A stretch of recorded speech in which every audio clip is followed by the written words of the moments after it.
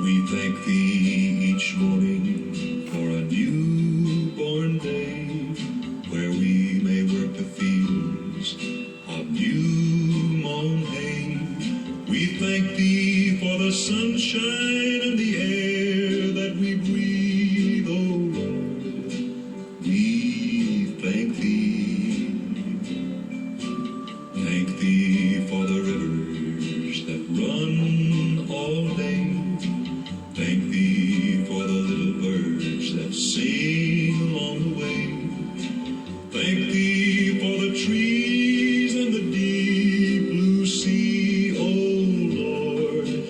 We thank thee. Oh yes, we thank thee, Lord, for every flower that blooms, birds that sing, fish that swim, and the light of the moon.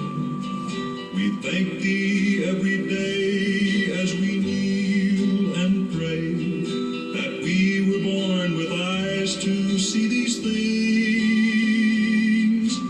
Thank thee for the fields where the clover is grown. Thank thee for the pastures where cattle may roam. Thank thee for thy love so pure and free, O Lord. We thank thee.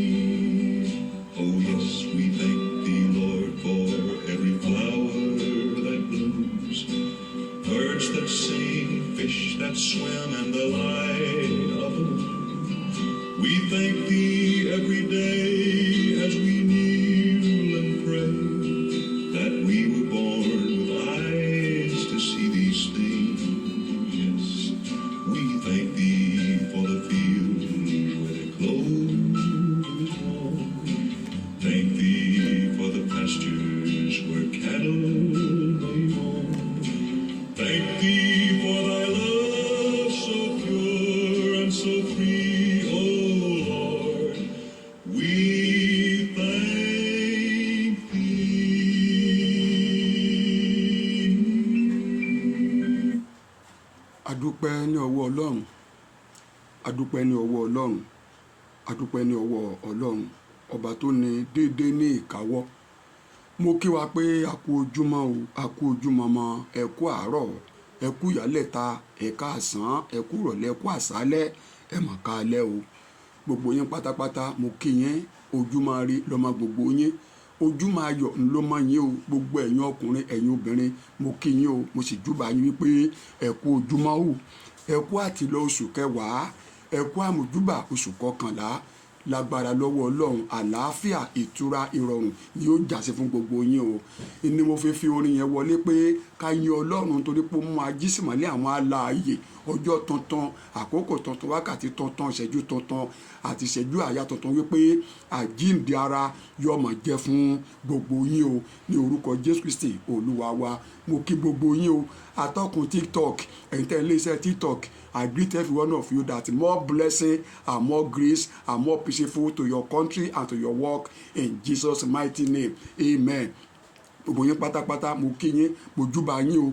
Ibi tẹ́ gbé ń gbà jẹ, tẹ́ ń gbà mu, tẹ́ ń gbà ná, tẹ́ ń gbà lò, lórúkọ Jésù kò ní burú, kò ní bàjẹ́ fún yín o. Ẹ kú ètí ṣe àtìlọ oṣù kẹwàá, ẹ sì kú àmójúbà oṣù tuntun tí ń bọ̀ yìí. Ayọ̀ àlàáfíà lẹ́ẹ̀fi wọnú rẹ̀, ayọ̀ àlàáfíà náà lẹ́ẹ̀fi lò ó. Ìgbà ilé yín yóò lé, àwọn olé yín yóò lé, ẹbí yín yóò mọ lé sí, iṣẹ́ yín yóò mọ gbòòrò sí, ìlú yín yóò mọ dára, kò ní dàrú, kò ní bàjẹ́ o. Ìlú Nàìjíríà Ọlọ́run yóò bá wa tó ṣe o. Àyípadà sí rere yóò wọ Nàìjíríà wá, yóò wọnú àwọn òṣèjọba, gbogbo ipa èṣù, ìmọ̀ èṣù tọmọ ní Dáfídì ìjọsìn tó fi lọ rí ka ìtìsọ ọmọ Ísírẹ́lì tó lọ ń bínú sí, tó fi ṣe, tó fi lè ṣiṣẹ́, tó fi pa Ùráyà sójú ogun, tọgbàyà Ùráyà, gbogbo ẹ̀mí burúkú yìí yóò bá lè kú níwájú àwọn òṣèjọba wa ní orúkọ Jésù Kristi olúwa wa. Àmín. Mo kí ẹ̀yin kan, gbogbo pátápátá náà ni mo kí. Gbogbo ẹ̀yin ọ̀rẹ́ pátápátá tẹ́ wà ní ìkànnì TikTok, tẹ́ ń invite mi, tẹ́ ń pè mí, tẹ́ ń fún mi lẹ́bùn, n ò lè ya ọ̀dọ̀ yín tán. Ìránṣẹ́ kan ò lè sin bàbá méjì, ni pé ẹnìkan kò lè pinra ẹ̀ sí ọ̀nà igba nígbà tí mi ọmọ ń lo àpèdígba. n ò sì lo gbéni pamọ́, bẹ́ẹ̀ ni n ò lo àpájí. Èèyàn lèmi náà, mi ṣe òkúta. Ẹ má bínú ẹ̀yin tí n ò tí ráyè dé ọ̀dọ̀ yín, yóò dára fún yín o. Ìyá wa ìyálájé Espiano, mo kí yín. Bàbá wa Yomi Oyèkànmí, mo kí yín. Pé pátápátá mo kí yín o. Alájà Adé mi, mo kí yín. Ẹ̀sán bẹ, mo kí yín. Ẹ̀sẹ̀, mo kí yín. Ọ̀nkù Ìṣemílóore, mo kí yín. Kàbísíkò, Dán bàbá, gbogbo yín pátápátá ọ̀nà tẹ́ ń gbàjẹ́ tẹ́ ń gbà mọ́ kò ní bàjẹ́ kò ní dàrú mọ́ ẹ lọ́wọ́ o. Pẹ̀lú ògo lọ́dọ̀ lọ bá ń sìn, mo kí gbogbo yín o. Ẹni tó kù tí mi ò mọ̀ tí mi ò rántí, gbogbo pátápátá mo rántí yín nínú àdúrà. Kódà kò jọ kó máa jẹ́ kí afẹ́fẹ́ àdúrà kó fẹ́ lu gbogbo yín lára. Lágbára ọ̀nà tẹ́ bá yín Olódùmarè sí rere, Ọlọ́run ń jogún rẹ̀ fún yín o. Ìrẹsẹ̀ yín, abẹ́ yín kò ní dojú ìjà kọ yín o. Ìrẹsẹ̀ yín, abẹ́ yín kò ní dojú ìjà kọ yín o. Gbogbo ń tẹ́ ẹ kójọ, tẹ́ ẹ fògùn kójọ, ẹ ò ní ta ní gbàǹjo o. Pẹ̀lú ògo lọ́dọ̀ Ọlọ́run, nípasẹ̀ Jésù Kristi Olúwa wa. Kí lọ́lọ́ ní kí n fún wa ní ọ̀sẹ̀ yìí o, tó ní kẹ́ ẹ mú dání. Kí lọ́lọ́ ní kí n fún wa ní ọ̀sẹ̀ tó ní kẹ́ ẹ mú dání. Tá a bá lọ wo èyí tí ṣe ìwé orin Dáfídì 68, ẹ jẹ́ kí n gbé nǹkan tó ní kí a mú dání kí n gbé jáde fún wa. Orin Dáfídì 68 verse 28. Ó ní Ọlọ́run rẹ̀ ti pàṣẹ agbára rẹ̀. Ọlọ́run fi ẹsẹ̀ yìí tí ó ti ṣe fún ọ múlẹ̀. Nígbà tó sọ bẹ́ẹ̀ yẹn, ìyẹn ni pé májẹ̀mú tọ́lọ́run dá fún ọ, ó ti fi ìdí rẹ̀ ó ti fi múlẹ̀ fún ọ wípé kí ni o, láti wípé kó mú ètí ṣe ayọ̀ rẹ kó mú dé, kó mú ilé rẹ kó mú gbòòrò ṣe.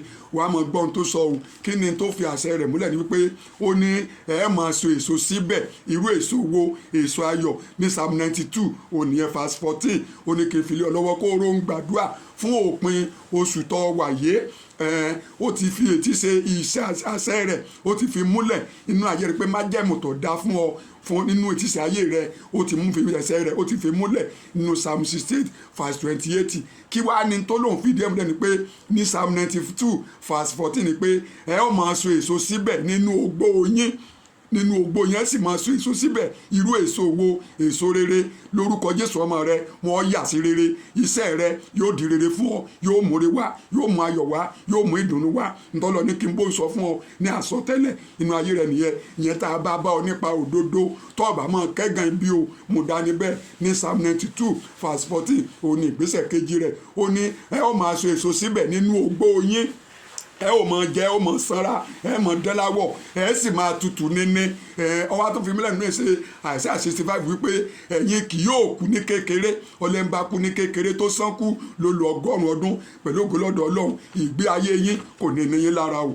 Ìgbé ayé yín kò ní ní lára. Ní ètí sí ọ̀sẹ̀ tẹ́ parí rẹ̀ yìí, kẹ́ ń bọ́ sí ọ̀sẹ̀ tuntun yìí. Pẹ̀lú ògo lọ́dọ̀ Ọlọ́run, ìtura, ayọ̀, àlàáfíà òní ó jà sí fún ọ o. Inú rẹ yóò dùn, ọkàn rẹ yóò balẹ̀. Ó ní ètí sí orin yìí láti fi dúpẹ́ níwájú Olódùmarè. Iṣẹ́ rẹ yóò máa gbòòrò sí, ẹbí rẹ wọ́n máa gbòòrò sí, ọmọ rẹ a ó dá wọn mọ̀ sí rere, ìdáwọ́lé rẹ yóò yọrí sí rere. Gbogbo ohun tó ṣe wà láàrin lórí pátápátá ní orúkọ Jésù ò ní ta ní gbàǹjo. Àti jí àti mu kò ní ní ọ lára o. Tá a bá rẹ́nikẹ́ni tó wà nínú ìṣòro àìsàn láyìíká rẹ, bóyá ìyá rẹ, bàbá rẹ, ẹbí rẹ, àbọ̀mọ rẹ, àbí wọ pàápàá tó ń gbọ́ ètò yé ló wà nínú ìdùbúlẹ̀ àìsàn àbí ìpèníjà kan, pẹ̀lú Ọlọ́run ti ṣèlérí wípé àìsàn yẹn kọ́ ni yóò pa ọ́, ò ní kú sínú àìsàn yẹn. Pẹ̀lú ògo lọ́dọ̀ Ọlọ́run, àlàáfíà yóò bà lé ọwọ́ òtọ́sí tó lọ sílé ìwòsàn àwọn òyìnbó tí wọ́n fún ọ lábẹ́rẹ́. Ẹsẹ̀ rẹ ló fi rìn lọ o. Pẹ̀lú ògo lọ́dọ̀ Ọlọ́run, ẹsẹ̀ náà ló fi padà rìn wálé láyọ̀ àtàlàáfíà. Ó rí ìwòsàn rẹ gbà o, ó rí ìṣẹ́gun gbà, ó rí dáǹdè gbà, ó rí ìtura gbà. Lágbà lọ́wọ́ Ọlọ́run, gbogbo owó tó ná kò ní já sórí asán o. Gbogbo àìsàn káìsàn lágbo ara rẹ mo bá wọn kọ́ náà kó bá wọn wí fún ọ. Àìsàn káìsàn bóyá wọ́n ju ègún jù sínú ayé rẹ ni tó mọ̀, bóyá wọ́n lọ fara rẹ fà á láti ju ègún sínú ayé ara rẹ, bóyá wọ́n ni o lè má mọ̀. Tá a bá rí ègún kégún kan tí wọ́n fi ju ètísí àìsàn sínú ayé rẹ, ègún náà kó parẹ́ lórúkọ Jésù. Ìdààmú kó kú òun ayé ẹ, fìtínà tí wàhálà kó kú òun ayé ẹ, àìríjàrímú kó kú òun ayé ẹ, àìsàn kó kú lágbára rẹ. Nítorí pé àfòmọ́ lásán òun ni àìsàn jẹ́. Àrùn kárùn kan gbóhùn Olúwa lórúkọ Jésù kan kú òun àgbára rẹ. Ìwọ́n mọ̀ gbé ní ìtura o láì léwu. Ọlẹ́mọ ó ní wọ́n mọ̀ so èso síbẹ̀ nínú ògbó wọn. Wọ́n ò jẹ, wọ́n ò sanra, wọ́n ò sì máa tutù níní. Pẹ̀lú ògo lọ́dọ̀ Ọlọ́run, ìtura yóò dé bá ọ. Iṣẹ́ tó ṣe pẹ̀lú ògùn lórúkọ Jésù kò ní dógún, ò ní ta ní gbàǹjo. Agogo ọ̀fọ̀ kò ní lù lé rẹ o. Mú yẹn dání bẹ́ẹ̀, ọ̀sẹ̀ yà tura fún yín o. Ẹ kú ìwòsàn tuntun tó ń bọ̀ yìí, ire ni ó jà sí o nípasẹ̀ Jésù Kristi Olúwa wa. Àmín. Ó dìgbà náà.